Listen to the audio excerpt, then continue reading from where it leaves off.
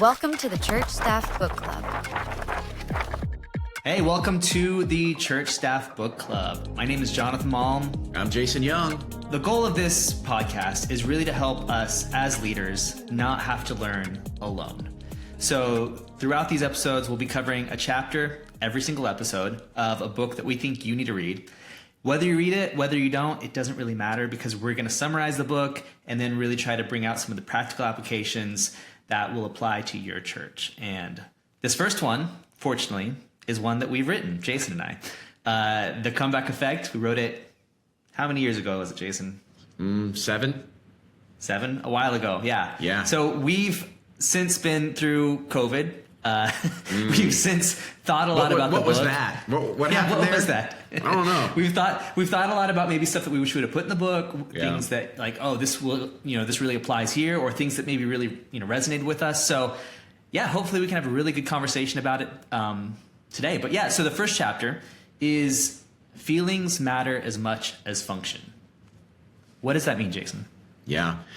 Well, let's hope this conversation goes better than the very first radio interview I did about this chapter in book when it first came out. So if you're listening to this and you're like, oh, these guys have it all together and they, I hope my answer to your question, Jonathan, is better than this interview. I remember being on a radio interview and they asked me a question. It's a book that we've written together. Yeah. Dude, I did not know how to answer the question. And I felt really silly. I probably said something. I know nobody listening to us ever makes up anything because y'all all know what you're doing. But I literally probably made up something and I got off and I'm like, oh my word, I can never let that happen again. And so now I reread everything before the book launches and these interviews. And so hopefully it does feel like a quiz. We write the book and then about a year later it gets published. And so we have moved on to new topics. We fully believe what we said, but what did we say is the question. That is it right there. So hopefully after 7 years, it's not like that one. And we actually, have a little bit better memory. Zero promises if you're listening.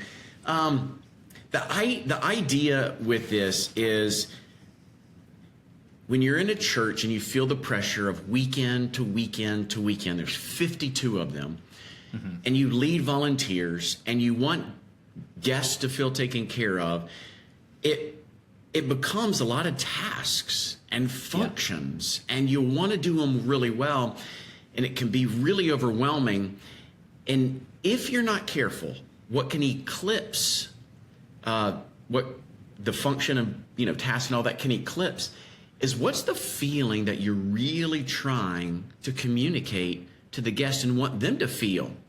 And so there's this tension of how do we train well? So got to do the function task well, whether you're staff or volunteer, and how do you make sure that someone feels seen, welcome, valued, etc. And so that's the idea of this chapter is how do you do both of those? But we really want to focus on the feeling aspect, which is really what hospitality is. It's that feeling part and not so much the service side. Yeah, because you nailed it. I think so often in ministry, it becomes survival. Week to week to week, I have to survive this Sunday. I have to make sure I get my planning center roster filled. I have to make sure everyone's there, everyone's in place, everyone knows what they're doing. So it is so much about tasks, and we have to get these tasks done.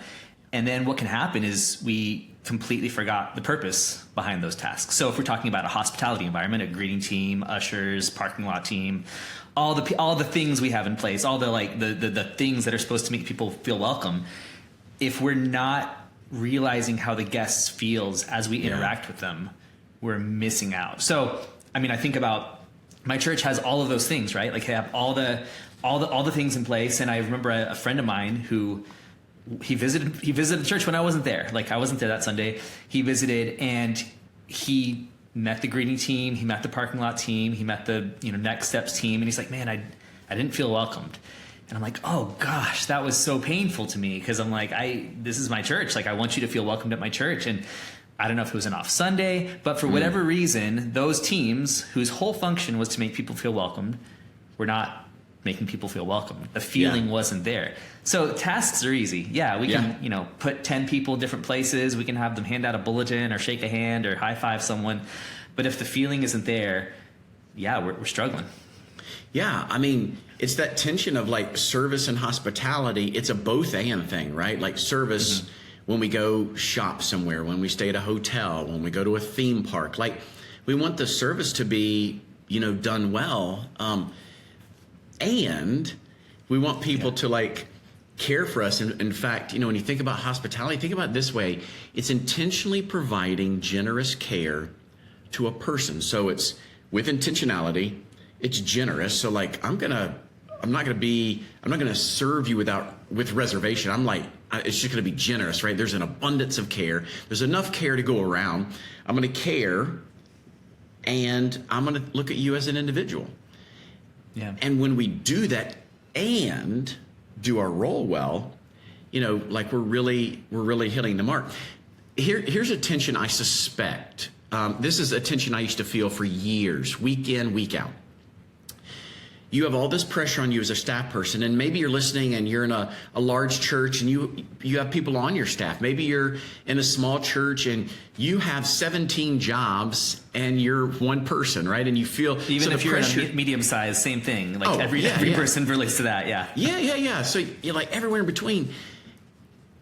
Sometimes I wonder how we make decisions, models for our team members how to make decisions. And so if we treat people as like a checklist, as a function, then they replicate treating the guest as a function or a checklist. And so I have to, because I can control me, so I have to start with me. And it's like, okay, Jace, dude, how are you showing up? Like, are you thinking about people as people or as like things to manage, checklist to, check off and feel good about yourself? And so it's a little bit of a kind of a mirror moment and not binoculars. Mirror, I have to look at me. Binoculars, I look out at everybody else and kind of nitpick them. This is one of those mirror moments to go like, all right, dude, how are you doing in week to week prep? Do you model for volunteers what it's like to care for them? And I know we'll talk more about this in subsequent conversations, but really I think foundationally how I approach inspires how volunteers approach. So I got to just model the way. Yeah, which is funny because this is like an evaluation side. I would say the actual function of doing this well, though, is a very external focus. I think so often we're worried about how we're being perceived as someone welcoming. We're worried, am I accomplishing my tasks? But one of the things we talk about in the book is the idea of brokering emotions. That's your term. I called it being emotional bodyguard. We use both of those in there, right? But the idea that for me, the bodyguard visual was so powerful because, you imagine you're the bodyguard following around Whitney Houston or whatever, whatever I just was about to make that, right? Yes. But you imagine that visual of like something is attacking your client and you jump in front and say, nope, I'm going to take that painful shot on myself. I'm going to take that bullet for them. Yeah. And so what the bodyguard is doing in that environment is he's aware of his client and he's aware of outside threats, right? So whenever we're welcoming someone, we're aware of like, what are they going through right now? Like, likely if it's their first time, they were very confused when they first showed up. They weren't sure where to park. They were worried that they're, are people going to be like me here? Or like, is my skin color going to stand out? Is the way I'm dressed going to stand out? Is just the fact that I look lost in the first place? All of that creates this kind of bubble of anxiety and tension in you. And then we have the chance to say, okay, I see that that's where you're at. I see that's where our guest is at. Now, how can I take that bullet from you? How can I take that anxiety away from you and say, how can I make you feel a little bit comfortable? We talk about in the book about even sometimes addressing the elephant in the room. Like, oh, you got here just in time. Like, you got here at the perfect time. Let me get you a great seat, right? Like we address the thing that they might be wondering about this. Let me just address it and then help them feel at ease. So what are some practical ways to do that? Well, this may be overly practical, but this is where really practical. Well, think about physically the experience starts. Now, it starts on a screen because they're probably checking you out on the web, your site, socials, maybe talking to other people. But thinking about like when they physically show up, I think about the person, the guy or gal in the parking lot. And when I think about somebody in the parking lot, I used to always tell our team members this: you're not parking cars, you're guiding people. Because that's the whole feeling and function. Function, you see a vehicle, park right there. Open spot, car, open spot, check, next. Versus guiding people that on the other side of that windshield is a person that might be very first time, had a bad week, lost a loved one. Their child is crushing their soul. They've, they came to church I have a toddler. I relate to that. You get that, right? I have teenagers and one outside. We probably could swap stories. We got, And so who knows? Maybe they got laid off, or the flip side, best promotion in the world, got their house for the first time, with a 30-year mortgage. All of this. I say that sarcastically, but you don't know. It is always safe to assume that someone needs care. Yeah, that's good. And you're going to guide them. So what a parking person could do is, instead of there's a person at a church I know, I won't say the name of the church, but the person in the parking lot doesn't speak to you until you speak to them. Well, that means I got to roll a window down, and so I've got to initiate. So somebody in the parking they're looking for people. And their gestures are very interestingly timed and paced. For example, I might, instead of being crazy, all this and parking cars and acting like a maniac, I might slow my gestures down because you already potentially feel nervous and anxious and you're not sure where to go. And so maybe my gestures are slower. And so maybe I just slow things down, or instead of there, park over there, super fast, I just slow my gestures down, so I'm not adding to the rushed feeling that you already feel. So, hey, so good to see you here. And so even my words are slower, my gestures are slower. I might not do as sharp or point. We're not doing that. Those are harsh, and so it's softening these experiences. And again, this is just one moment parking lot. Maybe when the person and the driver's in the driver's seat, I make eye contact with them. Maybe I notice, again, if I'm guiding people, if I'm parking cars, I'm not paying attention to people. If I'm guiding people, I'm looking who's in the car. Okay, front seat, I see a kid or two or three, or if you're in a van with tinted windows, I might not know, but I'm putting effort. That's the intentional, generous care, right, to each person. So, and then you could do this for, greeters, ushers, first steps, next steps, whatever you're calling it. The idea is this: what's best for the guest? Yeah. And which requires emotional intelligence. And I think that's one of the problems sometimes we have in churches is for usher roles and parking lot roles specifically, I feel like we tend to be oh, that dude's a dude who, is socially awkward. We'll put him in the parking lot. And that's the first experience anyone has with your church is in the parking lot. And if that dude's awkward, if that dude doesn't get it, if he's tinted windows trying to see, I'm supposed to look for kids, and then he's trying to look inside your car, he's stalking, figuring out, he's a little aggressive with the way he's trying to see inside. That's actually the opposite of what we're trying to do. So while he's fulfilling the function of looking for a kid, he completely missed the feeling. The emotional intelligence has to be there. And I think of for stalking those people, for stalking those positions, for putting people in those positions, I think of customer service people who, especially baristas, who get the idea of hey, how's it going? Finding something that's interesting about you and talking about that and striking up a conversation. The emotional intelligence is so high with baristas. Starbucks baristas, they're phenomenal, right? Chick-fil-A employees, phenomenal at this. So look for those people, put them in the parking lot. But I think that comes back to, and now we're crossing books here, but in the volunteer effect, we talk about the idea that we focus on mission more than function. Yeah. And so often we pitch, we're parking cars. No, you're the first face people see when they come onto our campus. So realizing that you have the best chance to welcome people will probably have already decided whether or not they're going to come back to the church before they get to the worship, before they get to the message, based on their interaction with you. Do you want to be a part of that? That will get you the right people on the team.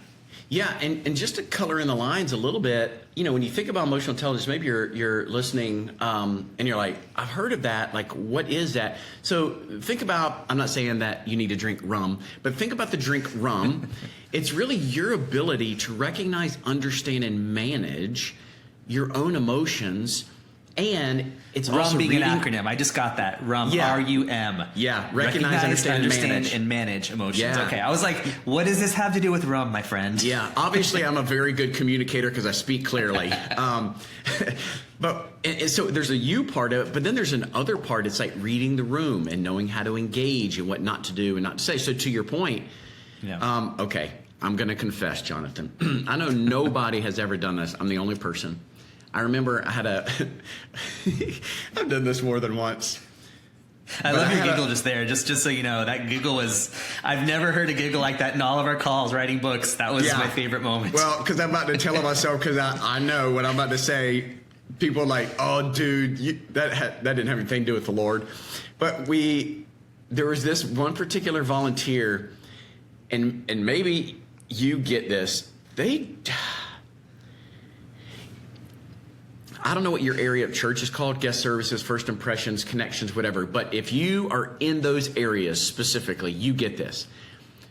When someone doesn't fit in a particular area of your church, there's you're in the default ministry sometimes. They're just, this person would be a perfect fit for you. Well, that's what happened. Tech ministry is usually it. There you go.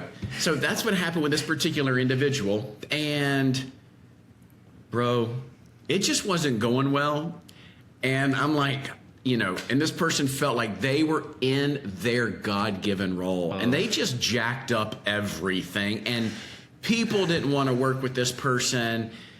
And so, I might have incorporated God in the conversation, but I don't know how much he was a part of the conversation. That's why my giggle earlier, because oh yeah, I know what I did. But it was like, this person has to be relocated in an area where God is still moving. It's just not busy. Yeah. And so put this person in that particular area, and they found their way back to a whole different area. Well, what I didn't know is they had been asked to leave another church for creating issues. And I'm like, holy cow, issues are being created. And so when I think about emotional intelligence, this volunteer was in a deficit. And one thing in our conversations with this person, but with volunteers in general, heck, with church staff members, the idea is not what we think makes the guest feel comfortable. The whole drive in this chapter is really what makes the guest feel comfortable. And that's how we approach it. Again, what's best for the guest. And so when we think about emotional intelligence, when we think about putting people in certain positions, that's why we have to be careful. We're not filling roles. We're doing more important work than that. And so placing people in strategic roles based on, okay, well, what does the guest need here? What's that person's skill set and talent and availability? So that's what makes this really difficult, is when we think about what's best for the guest. And we'll talk about this when we talk about, the volunteer effect, that volunteers, we're not just plugging holes, because volunteering is really discipleship making. And we'll talk about that later. So when you feel the pressure of creating environments to get people to come back, this is a big weight that you carry as a staff person, not just to fill roles and not just to do this and functions and tasks, but you're impacting the lives of people, and it's a big deal. And I am sorry that some of you listening, you get it. You've got that challenging volunteer or more, and you're like, what do I do with them? And potentially, maybe we could do a little Q&A session, because those moments are tough, especially when you care and want to create the best experience. Yeah, I mean, just touching on the elephant in the room, you can fire a volunteer, and there are good reasons to do it. So yes, do that. But it's funny because you talk about, I think there's an element here that a lot of churches miss, a lot of people in ministry miss. I've even fallen on this, is that I have this negative view of my volunteers. I see them as essentially cogs in the wheel, and we fail to recognize that uniqueness within them. First of all, I think there's a lot of people out there that think volunteers are lazy and volunteers don't want to do things. And that's a function of people declining, people forgetting to respond to you. Like, we have to change our mindset on volunteers, I think, and say, like, people volunteered. Like, they gave up their time to be a part of, they're showing up 2 hours early. They don't get to talk to their friends during service. So they do want to be excellent. Everyone wants to be excellent at anything they do. A lot of times people give up if they feel like they can't be excellent, but they do want to be excellent. So that's the first mentality. And then the second mentality is you have to realize, okay, I can't be overly rigid with my coaching of these people, because I think about when I'm talking to a customer service agent, typically in another country, and I say, hey, I've already done these 10 things because I know generally how these customer service calls go. I've already tried these 10 things and it's not working. And then they say, oh, I understand you must be so frustrated right now, Mr. Malm. First, we will have to try this. And I'm like, you're reading a script. You're not addressing me. Like, you don't care about me. You're just fulfilling the function. And obviously, in massive organizations, you have to do that, right? Like, if you're outsourcing to Pakistan and you are in New York and you don't have someone on site who can coach these people, you have to do that. Most of us are in medium to small size churches, maybe even a large church. You were at a large church and you did this, right? So it's possible even in a large church. Yeah. But the idea of give people some latitude to say, like, hey, this is the framework we want to operate within. Yeah. But it's okay to break the rules in order to make a guest feel something that we want them to feel. It's okay to break the rules a little bit whenever, like, I see that something's going on here. Maybe we haven't made an allowance for, or maybe we haven't anticipated, and let's make this happen for them. And I think that's the big deal is putting rock stars in place, believing they're rock stars, and then letting them be rock stars. Yeah, I mean, I love what you said right there. Like, I'm going to automatically assume that the volunteer wants to be excellent, on their team, to the guest. And so I think let's just assume that. If something is different, fine, we'll discover it. I have several thoughts in my head at the same time. If your volunteers feel like a cog in the machine, what I've discovered over the years is often true, not always, often true, is that you yourself as a staff person might feel like a cog in the church machine too. Yeah. And it's not that you are maybe intentionally wanting them to feel that way, because you don't want to feel that way. But sometimes it's just a system we create and we could fall into if we're not careful. So it's just mindful of being a part of that. One thing that you said about volunteers a second ago, I think is really, really important, that they want to be excellent. But the other thing I think they do want, and sometimes they don't know what it looks like, is they want some autonomy. And the example you gave is right on. So if a guest comes in, and we have a framework, this is a guide, right? And like, you're the one that is closest to the guest, not me, because I'm over here putting out fires, or I'm over here doing whatever, or I'm in whatever. But you're closest to the guest. That's why, and we'll talk about this later in future sessions, is like how to train, right? Which is a whole conversation of itself.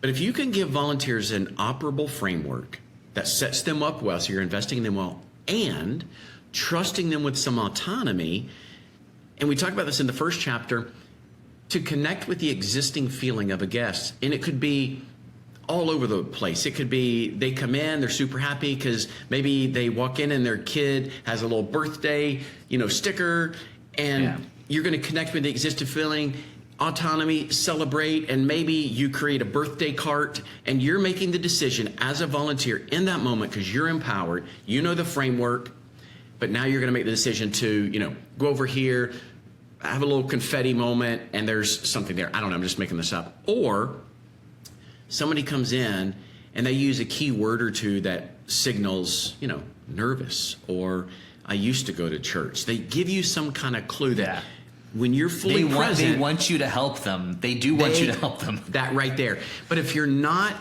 in it and what's best for the guest, you're going to miss an opportunity. So you'll take that autonomy to connect with existing feelings. So you're listening to anxious or nervous or afraid, and you could slow down and you could say, hey, I'm really glad you're here. And I know that making a decision to like show up at a new church, it takes a lot of courage, for real. Yeah.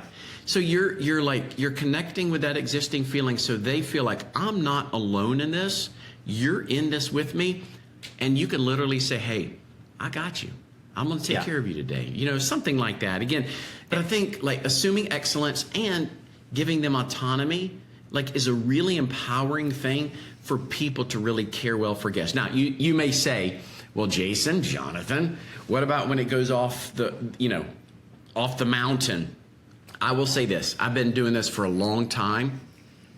That is the extreme minority. I am willing to take the risk that we will have a high percentage that they will make great decisions. Again, this is a whole nother conversation.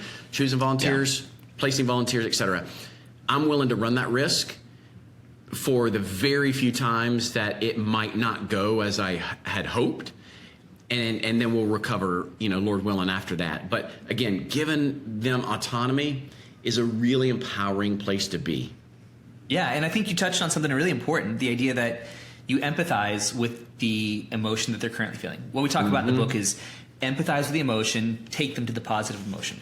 But I've actually found lately that like sometimes empathy is the only thing you need to do. You don't even need to worry about taking them to the next emotion. Bingo. Just by addressing, I get what you're going through, it eases all the tension, all the pressure. I feel like that with my social media, with my Instagram. Like, I don't provide solutions. This is probably one of the first times besides our books where I provide solutions, right? And like people say, "Oh my gosh, like you healed my church hurt," which is so weird. Through a silly video. But the idea that I'm not alone, like he gets me. I'm not the only person who's experienced this.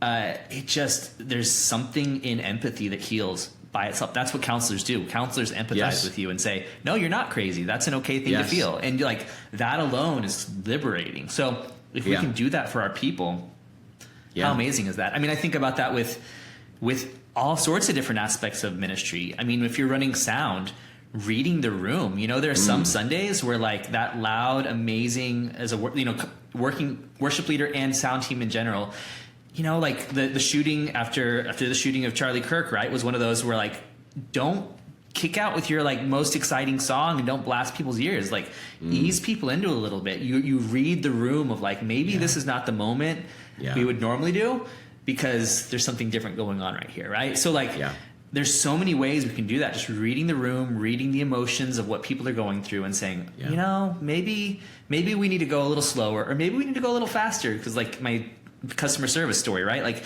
I'm a pro, I'm 10 steps ahead of you and you're trying to get me back to step 1, right? Like we read other people's pace, generally focus on the slowing down part, I would say, because most people they don't want to be rushed into things. But reading the pace, reading the room. I know we'll be wrapping up our conversation. I remember, when we were writing the book and you were talking about, Mary and Martha, and just a great reminder that I suspect many of us we're doers. And we're not critiquing doing because we are doers too. Yeah. I think the book highlights the fact of, Mary being present, with Jesus, Martha like busy doing. And you could argue, well, somebody's got to do the work, Yeah. And I think for us, it's, yes, we have to do stuff. And it won't matter if we're not with people. Yeah. And so that's this tension to navigate. If my wife, who's a therapist, if she were on here, she would tell you this. When you care for guests, one of the greatest things you can do is how she defines joy. And she defines joy as knowing that someone is glad to be with you. So whether you're out in the parking lot, you're helping somebody with the next step, you're a greeter, you're in the auditorium, you're, wherever you are, people want to know that someone is glad to be with them. And when you give that to someone, it does something internally. It does something in the brain. We don't have time to talk about it now, but it does something in someone that is best for the guest. And believe it or not, it'll do something for you as well. And so as we prioritize, the guests, remember, yes, we got to get the task done. The functions are super important. However, Focus on how are people feeling and how can we meet them right there, and really watch what God can begin to do when he uses us to meet people in that moment. That's so good, Jason. That's chapter 1. We will, if you're following along, if you're going to be reading the book, we're going to be talking about chapter 2 next week. But hope this was helpful for you. Feel free to reach out to us, either of us, on Instagram, Facebook, and just let us know what you thought about it. If you're watching on YouTube, comment below what you thought, what you'd like to hear more of, what really stood out to you. We want to make this podcast as useful as possible to whether you're doing it as an individual leader or whether you're working through it as a team. We just want to be a resource to you guys. So hope you enjoyed it. We'll see you next time.